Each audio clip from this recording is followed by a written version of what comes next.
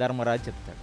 అంటే సరే, ఇప్పుడు నేను నా తమ్ముళ్ళైన పాండవులను కూడా సంప్రదించకుండా, శ్రీకృష్ణ పరమాత్మని కూడా సంప్రదించకుండా నా వల్లే యుద్ధం వస్తుందని కదా మా పెద్దనాన్న మాట్లాడుతున్నాడు. కాబట్టి నా వల్ల వచ్చే యుద్ధం నాకొద్దు, నేను సాత్వికుణ్ణే, ఆయన కరెక్ట్గానే చెప్పాడు. కాబట్టి నేను ఈ ఇంటి పెద్దగా నేను ఒకటి అడుగుతున్నా, నాకు సగరాజ్యం వద్దు, 5 ఊర్లు కావాలి. 5 ఊర్లు, 5గురు పాండవులు కలిసి ఆ 5 ఊర్లని మేము పాలించుకుంటాం. ఎందుకంటే మాకు ఇల్లు లేదు, మాకు వాకిల్లు లేదు. మేము ద్రౌపదిని పెళ్లి చేసుకున్నప్పుడు కూడా సంవత్సరం ఇల్లరికం ఉన్నాం ద్రుపదుడు రాజ్యంలో. మమ్మల్ని తీసుకొని వచ్చి సగరాజ్యం ఇచ్చారు.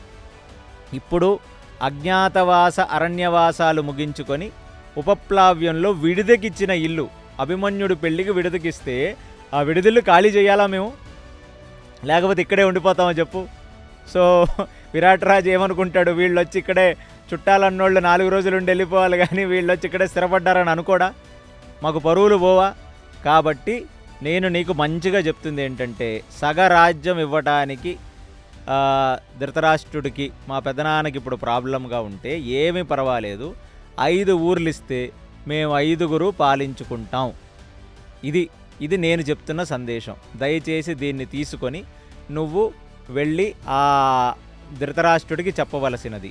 రెండో పెద్ద సంగతి ఏంటంటే, నువ్వేదో ధర్మం, నేను పెద్ద ధర్మాత్ముణ్ణి, యుద్ధం చెయ్యకూడదు, యుద్ధం వల్ల చాలామంది చనిపోతారని కదా నువ్వు చెప్పావు. నిన్నెవరో వెనక నుంచి ఉసిగొలిపారు, నీ తమ్ముళ్ళు ఎవరో వెనక నుంచి ఉసిగొలిపారని కదా మా పెద్దనాన్న అంటున్నాడు. నన్నెవ్వరూ ఉసిగొలపలేదు. మా క్షత్రియ ధర్మం చేయడానికి మా దగ్గర ల్యాండే లేదు, కాబట్టి ఎంతో కొంత ల్యాండ్ ఇవ్వాలి. కాబట్టి నేను కాంప్రమైజే 5 ఊర్లు అడుగుతున్నా.